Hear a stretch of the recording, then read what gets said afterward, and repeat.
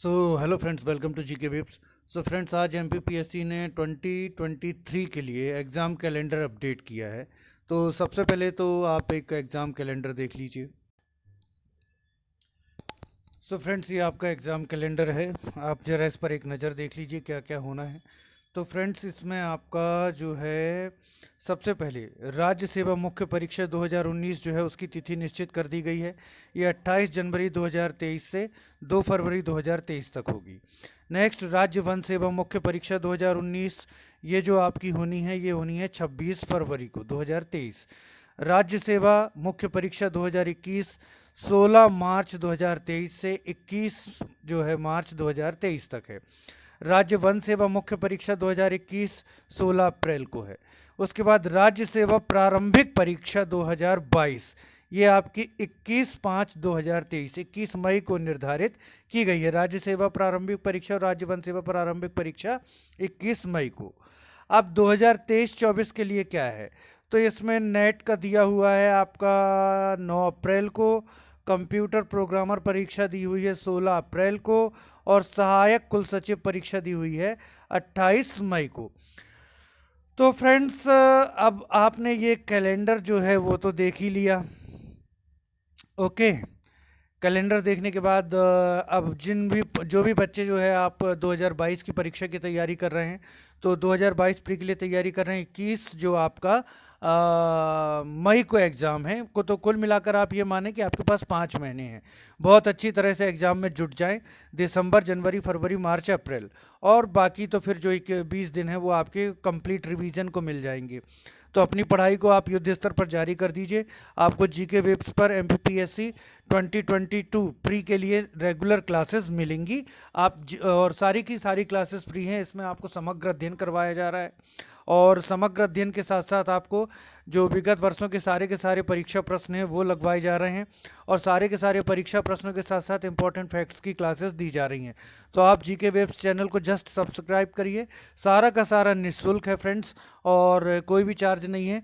आपको सिर्फ channel subscribe करना है, आपको सारे वीडियोस जो है वो मिलने लगेंगे। ओके फ्रेंड्स, तो हम जो अपनी क्लासेस हैं 4 या 5 दिन बाद स्टार्ट करेंगे। सो फ्रेंड्स, बहुत ही बेनिफिशियल क्लासेस रहने वाली हैं। आप जरूर जीके वेब्स को सब्सक्राइब कीजिए। 5 दिन के बाद आपको रेगुलर क्लासेस मिलने लगेंगी। यहीं पर मैं एक क्वेश्चन जो हमारे मित्र ने पूछा है उसका भी जवाब दे देता हूँ। उसने कहा है कि सर आपकी क्लासेस कब से स्टार्ट होंगी। मुझे मालूम है बेटा, मैं इस समय क्लासेस के वीडियोज़ नहीं डाल पा रहा हूँ, क्योंकि एमपीपीएससी 2020 मेंस रिजल्ट को लेकर के इतना उलझ गया हूँ कि क्लासेस नहीं दे पा रहा हूँ। लेकिन आप चिंता मत कीजिए, आप मुझे 5 या 6 दिन का टाइम दे दीजिए, आपको जो क्लासेस हैं वो रेगुलर मिलने लगेंगी। क्योंकि इन 5-6 दिन मुझे जो पीआईएल लगानी है मैं उसमें पूरी तरह से व्यस्त रहूँगा। जो 2020 मेंस रिजल्ट को लेकर के मुझे जो पीआईएल लगानी है उसमें पूरी तरह से व्यस्त रहूँगा। तो ये तो हो गई आपकी जो एग्ज़ाम कैलेंडर 2023 के लिए जो आया है एमपीपीएस से, उसकी बात। अब आते हैं फ्रेंड्स हम अपने एमपीपीएससी मेंस रिजल्ट 2020 पर। आपने देख लिया एग्ज़ाम कैलेंडर 23 आया। इसमें कहीं भी इंटरव्यू की डेट का उल्लेख नहीं है। कहीं भी इंटरव्यू की डेट का उल्लेख नहीं है कि एमपीपीएससी मेंस रिजल्ट की डेट का उल्लेख नहीं है। एमपीपीएससी मेंस 2020 के रिजल्ट का कहीं भी डेट का उल्लेख नहीं है, और एमपीपीएससी 2020 इंटरव्यू की डेट का उल्लेख नहीं है। तो आप इसे समझ सकते हैं आयोग के इरादे क्या हैं। और आयोग ने कहा था कि इस हफ्ते हम कोई निर्णय ले लेंगे। तो आपने पूरा वीक वेट किया, ये आयोग का निर्णय है। ये आयोग का निर्णय है कि आप लोग इसी तरह से संशय में रहिए। तो बहुत दुख के साथ कहना पड़ रहा है कि आयोग और आयोग के अधिकारियों को बच्चों को मानसिक प्रताड़ना देने में बहुत मज़ा आ रहा है, और अरसे से वो मानसिक प्रताड़ना जो है वो बच्चों को देते चले आ रहे हैं। मेंटल टॉर्चर कर रहे हैं बच्चों को, एक साफ सुथरे रिजल्ट को वो दे नहीं रहे हैं। उसके संबंध में बार बार खेल खेलते हैं कि इस हफ्ते पूरा हफ्ते वेट कराते हैं। बच्चे एक एक दिन जो है सुबह से शाम तक आयोग की वेबसाइट को छानते रहते हैं, और उसके बाद कुछ भी स्पष्टीकरण तक नहीं देते हैं। रिजल्ट देना तो दूर की बात है। तो आपने एमपीपीएससी का 2023 का जो है एग्ज़ाम कैलेंडर देख लिया, उसमें ना तो एमपीपीएससी जो मुख्य परीक्षा के रिजल्ट की कोई तिथि दी गई है, ना ही एमपीपीएससी मेंस 2020 के बाद जो इंटरव्यू कंडक्ट कराना है उसकी कोई डेट दी गई है कि कब तक हम इंटरव्यू कराएंगे। तो आखिर आयोग के अधिकारी करना क्या चाहते हैं एमपीपीएससी 2020 मेंस का, क्या करना चाहते हैं वो इसका। और मन बहुत व्यथित है क्योंकि आयोग ने कहा था इस हफ्ते हम कोई निर्णय ले लेंगे और यथाशीघ्र जो है एमपीपीएससी 2020 का रिजल्ट दे देंगे। आयोग पता नहीं किस दिन में रहता है। जब मीडिया के सामने जाते हैं तो कोई भी वादा करके चले आते हैं कि हम ऐसा कर देंगे वैसा कर देंगे, उसके बाद जो है मुकर जाते हैं। और जब उनसे कहा जाता है कि आपने मीडिया में ये बात कही है तो मीडिया को झूठा साबित कर देते हैं कि मीडिया वाले तो कुछ भी छाप देते हैं। मीडिया वाले ऐसे ही आए हैं, कुछ भी छापते रहेंगे, उनको अपने इतने बड़े न्यूज़पेपर चलाने हैं। सब एमपीपीएससी जैसे होते हैं कि कुछ भी बोल दो और उसके बाद पलट जाओ, तो मीडिया को झूठा बना देंगे। सो फ्रेंड्स, निश्चित रूप से अब पीआईएल लगानी ही पड़ेगी और पीआईएल हम लगाने जा ही रहे हैं।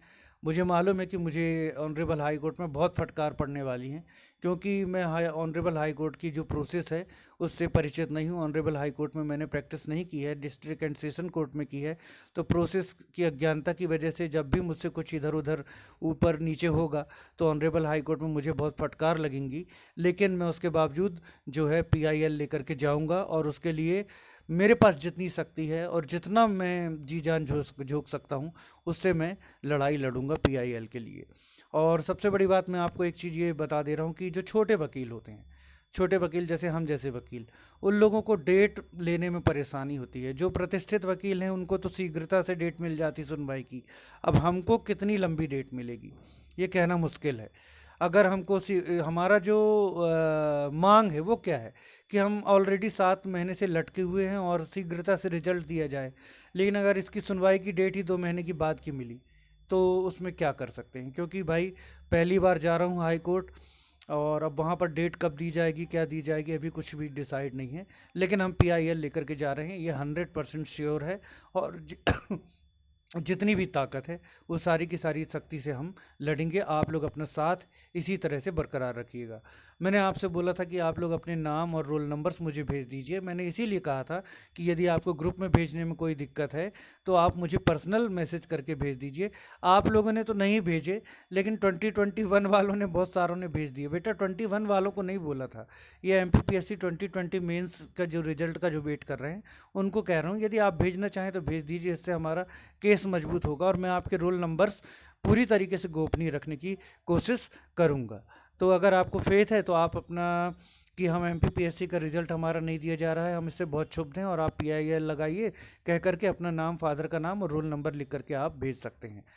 मैं क्या बोलूँ फ्रेंड्स, आज जो एग्ज़ाम कैलेंडर देखने के बाद लग तो ये रहा है कि सेक्शन 80 का नोटिस भेज करके जितने भी एमपीपीएससी के मुख्य पदाधिकारी हैं सबको व्यक्तिगत रूप से रिस्पोंडेंट और प्रतिवादियों की श्रेणी में खड़ा करूं। लेकिन मैं बार बार एमपीपीएससी से साबिने निवेदन कर चुका हूं कि ये हमारा काम नहीं है। जिस संस्था के एग्ज़ाम की हम परीक्षा की तैयारी कर रहे हैं उसी से लड़ाई करना हमको अच्छा नहीं लग रहा है। आप मैं क्या बोलूं, आप लोगों ने कितनी बार प्रॉमिस किया है, आपको अगर ध्यान हो तो आप एक डेट दे दें एमपीपीएससी 2020 मेंस रिजल्ट को लेकर के, हमको ये सब करना ही ना पड़े। तो व्यक्तिगत रूप से तो किसी को भी उत्तरदायी नहीं बनाएंगे।